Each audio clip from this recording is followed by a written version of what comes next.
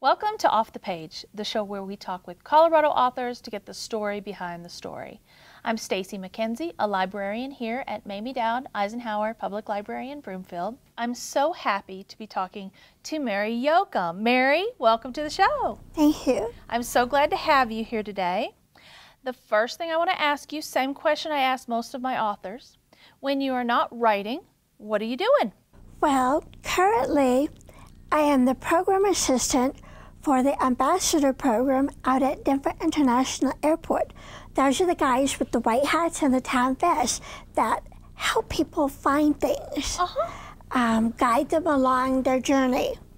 I'm in charge of making sure that they're where they're supposed to be, because they sign up on a log at different locations.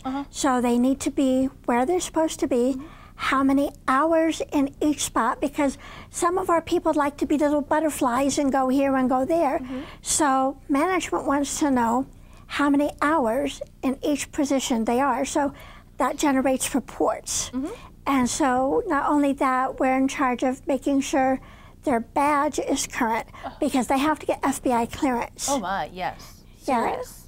So I help them with the badging process and their hours, because they're supposed to have so many hours per quarter. So we work on that all together. Wow, that is nothing like being an author. When did you decide to become an author? Well, actually, I've been a storyteller all my life. And back when, in the 90s, when the Highlander was on, I came up with the story, and I wrote it. But I wrote it about the time it ended. So not only was that a factor, but also all the characters are copywritten, so I couldn't do anything with that. So I had a friend at work. She found out about it, so we had a write-off. She wrote for the Highlander, and I wrote another story for the Highlander.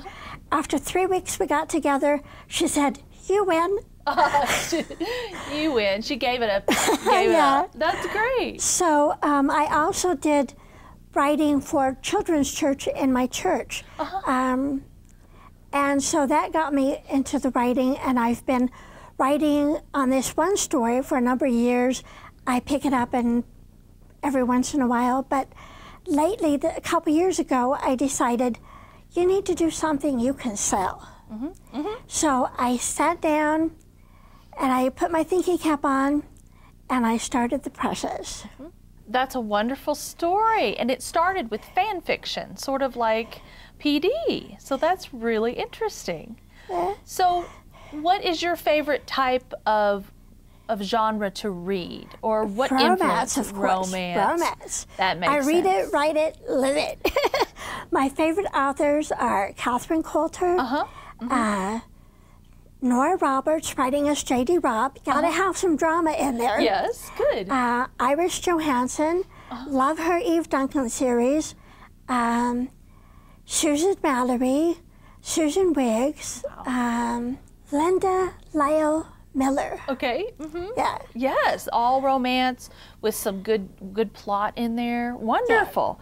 So when you decided to write your romance book, yours is it a Western theme or just a horse theme? Well, you would say it's a horse theme because it centers around the cutting horse circle. Right. What this is Alicia escaped an abusive marriage. And so I had to think, what was she going to do to support herself? Because a lot of these women that are caught up in an abusive situation, they stay because they don't know how they can support themselves, how they can put food on the table, clothes on their back, a roof over their head.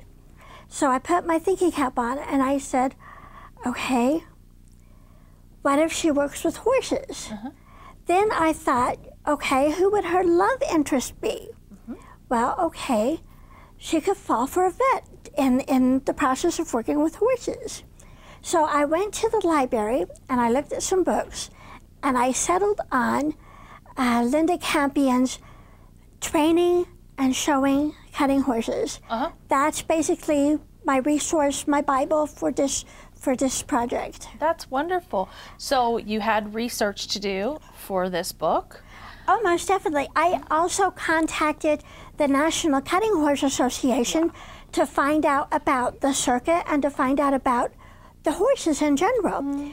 Well, that led me to realize that my first concept was not accurate. Okay. So I had to go back and revisit it because my first concept was that one of the horses in the story, who turns out to be Whitey, I originally called him Sam, and I also had him being a white horse.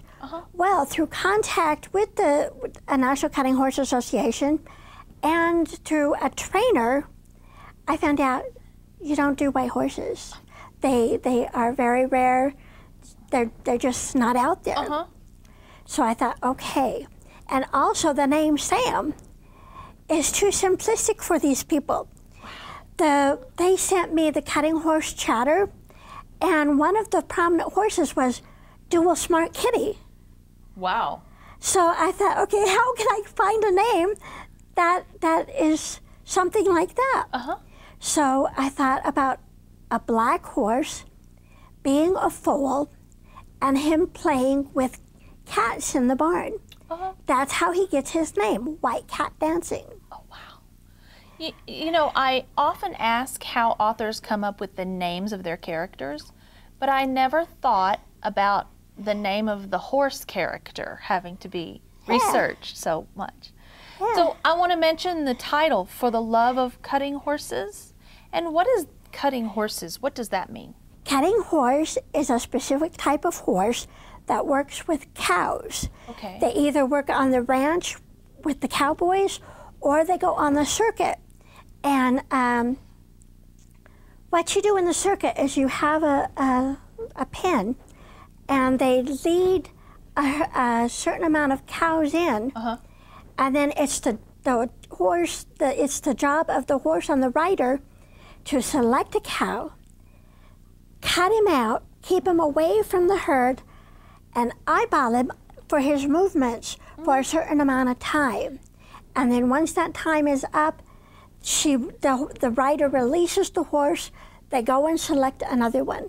There are certain qualifications that you have to have, like you have to go in deep at least once. Okay. Each item counts for points. Now, I don't know if this is still the case, but in the book that Linda Campion wrote, even the way a cowboy wears their hat can affect the score. Wow. So it's really quite interesting about how they, and then there's also handlers. You have to have a couple handlers in there with the horse and the rider, because sometimes the cows will get spooked and they'll run amok. So you have to have the handlers help bring them back under control. Sometimes, as in the case in this book, the cow that they select decides she doesn't want to play. So she runs towards the fence, and the handler has to bring her back out into the center. Wow. And so I love hearing how detailed the backdrops of the stories are. Tell me more about your main character and how she gets into this. Okay. Alicia got the bug for horses when she was really young. She lived on a farm with her father. Her father turned it into an area where she could work with horses. And she also went out and did cowboy work for a while and realized, hey, there's more to this than I thought. I need some education. So she went to school, and that's where she came up with the idea of breeding and training and showing. All that mixed together. Oh, wow. What a great, rich backdrop you have for your romance story. I'd like to hear a little bit about your writing process. How do you actually get the book written? Well, first I think about what am I writing? In this case, she escapes an abusive marriage. So, okay, what does she do? How does she handle it? And so based on that, I get little insights, little segments, and then I have to write them down. And then as I do my research, I look at that and see if it's still appropriate or if I need to adjust it. Good. And it all falls together eventually? Oh, yeah. You hope so? Now, you belong to an organization called SEPA, C-I-P-A. Oh, yes, yeah. What is that organization and how has it helped you develop your writing? Colorado Independent Publishers Association. Fabulous. I wish I had known about them before I started my process because it's nice to sit down and write a story and be creative, but it's a business and you have to treat it like a business. Yes.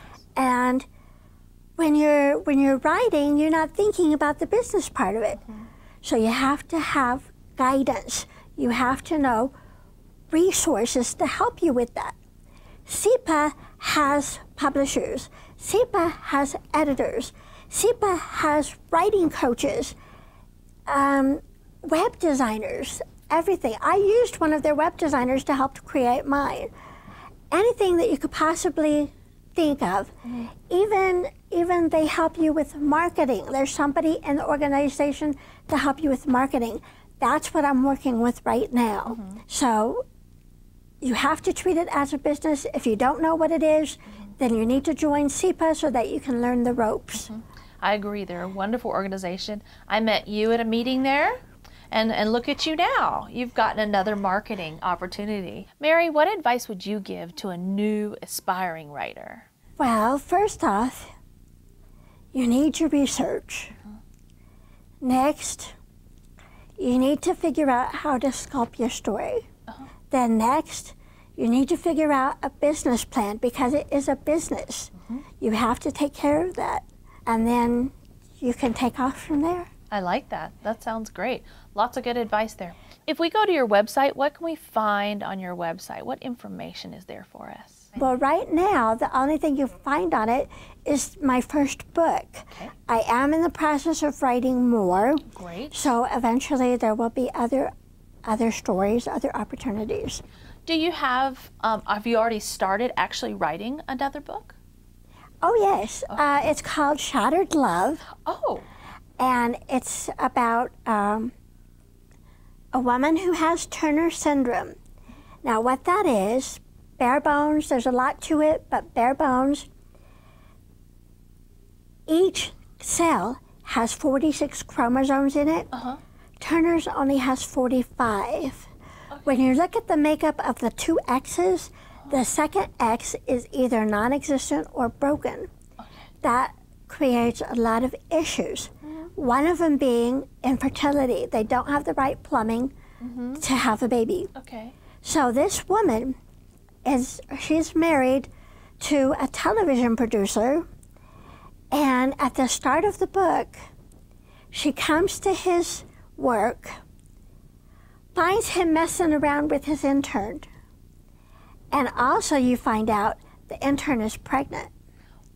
Whoa. Yeah, big blow up. Yeah.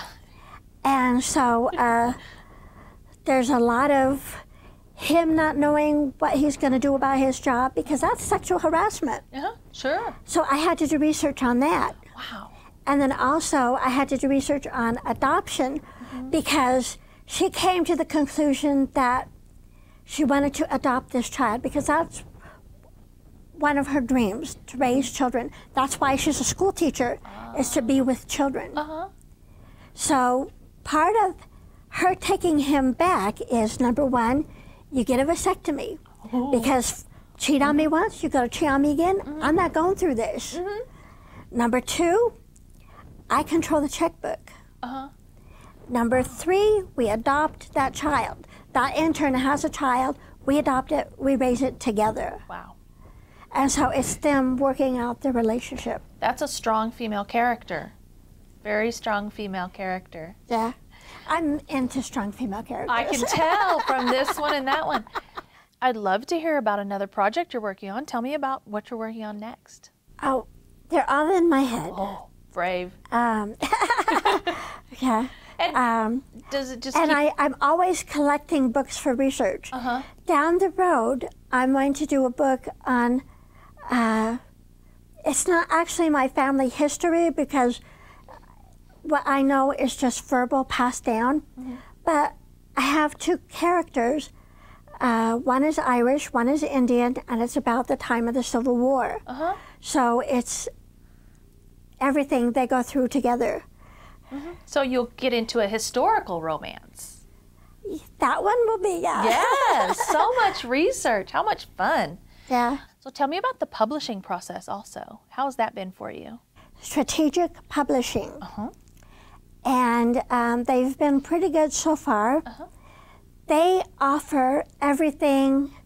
They have a network themselves for editors, book designers. They have their own network.